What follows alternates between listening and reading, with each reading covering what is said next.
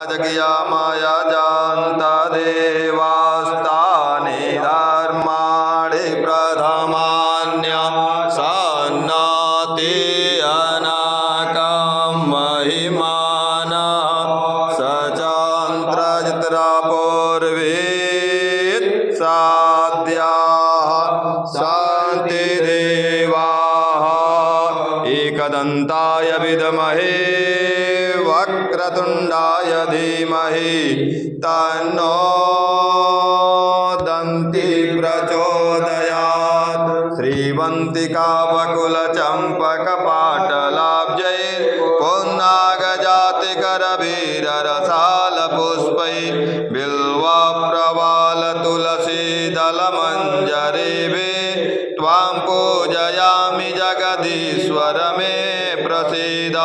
नानासुगन्धपुष्पाणि यदा कालोद्भवानि च पुष्पाञ्जलिर्मया दत्तं गृहाण परमेश्वरः गृहाण परमेश्वरी एवं मन्त्रोष्पाञ्जलि समर्पयामि। सर्वेभ्यो देवेभ्यो नमः सर्वाभ्यो देवीभ्यश्च नमः। भगवते शाम्ब सदाशिवाय नमः। अखिलेश्वरनाथ महादेवाय नमः। शिवसपरिवाराय नमः।